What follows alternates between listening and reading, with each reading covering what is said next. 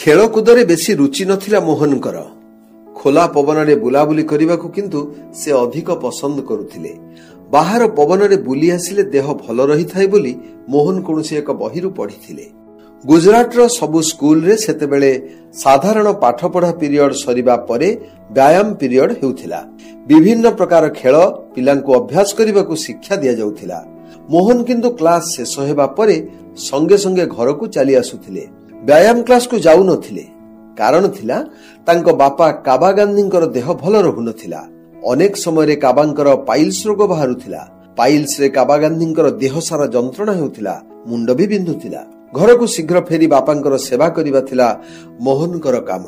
School रा व्यायाम श्रेणी रे भी उपस्थान निया जाउथिला। गुजरात रो सब स्कूल रे व्यायाम थिला बाध्यतामूलक। व्यायाम क्लास रे जोगो देई परिबे नाही बोली कही मोहन स्कूल रो प्रधान शिक्षकों को अनुमति मागिले। कारण रे निज बापांको असुस्थता कथा कहिले। सेतेबेले राजकोट रो कटियार स्कूल रो छात्र थिले मोहन दास एवं स्कूल रो प्रिंसिपल थिले मिस्टर गोमो।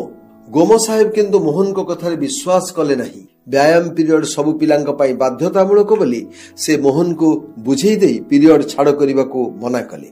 कटियार स्कूल रे प्रत्येक शनिवार स्कूल सकाळुआ हेउथिला। व्यायाम क्लास हेउथिला अपराह्न 4टारे। दिने शनिवार व्यायाम पीरियड को मोहन को आसीबार थिला। पाखरे तांकर घंटा नथिला। पाग मेघुआ जोगु आकाश रे सूर्य देखा जाउ नथिले। प्रकृत समय जानी हेउ नथिला। मोहन किंतु स्कूल को आसिले। स्कूल रे पहुंचिला बेलको व्यायाम क्लास शेष होई जाइथिला। स्कूल रे कौनसी पिला बा शिक्षक नथिले। सोमवार सकाळे प्रिंसिपल व्यायाम क्लास रो पिलांक उपस्थान देखिले। मोहन को ना पाखरे अनुपस्थित लेखा थिला। प्रिंसिपल मोहन को डाकी से व्यायाम क्लास न आसीबार कारण पचारिले। मोहन प्रिंसिपल को कहिले से शनिवार दिन स्कूल को आसीथिले।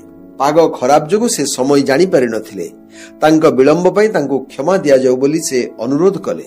मिस्टर गोमो किंतु मोहन को विश्वास करि पारिले नाही। मोहन दास मिछ कहउचंती कही प्रिंसिपल तांको तागिद कले एवं व्यायाम श्रेणी रे अनुपस्थित पई 2 अणा जरिमाना करिदेले। मोहन से दिन बहुत कांदिले। मोहन कर से कांदिबा जरिमाना पाई नथिला। प्रिंसिपल जे मोहन को मिछुआ बोली भाउचंती सेथि पई से कांदिथिले। सेदिन से घटना किंतु मोहन आदौ भूली पारु नथिले। अनेक समय रे एकाकी बसुथिले। शनिवार दिन जे से स्कूल को आसीथिले एवं से कोनोसी कथा मिछ कहउनांती एकथा से प्रिंसिपल को केमिति बुझेइबे से चिंता रे थिले। व्यायाम पीरियड को आसीबारे मोहन को आउ केबे विलंब होई नथिला। केबे भी ड्रिल क्लास रे अनुपस्थित नथिले। किछि दिन परे दिने गोमो साहेब मोहन को तांको ऑफिस को डाकिले एवं गत थर अनुपस्थिति पई होइथिबा 2 अणा जरिमाना प्रत्याहार करि दिया गला बोली कहिले। प्रिंसिपल स्पष्ट करिदेले, मोहन मु अनुसंधान करि जानिबा को पाइली तू शनिवार दिन स्कूल को आसीथिलु किंतु विलंब रे आसीथिलु। तू जहा कहिथिलु ताहा मिछ नथिला, सत थिला। प्रिंसिपल गठरु ए कथा सुनिबा परे आनंदर सीमा नथिला। मोहन दासंकर अनेक दिनर मानसिक जंत्रणा तांकर दूरीभूत होई जाइथिला। निजकु निजे मोहन कहिदेले, सत्यर ही विजय सबु समय रे होई थाए। किछि समय पई हुए तो सत्य को विलंबित करि हेबो किंतु सबु समय पई नुहे। सत्य कहुथिबा एवं ठीक काम करुथिबा व्यक्तिर केबे पराजय हुए नाही। समयानुवर्तिता जीवनर मंत्र हेबा दरकार।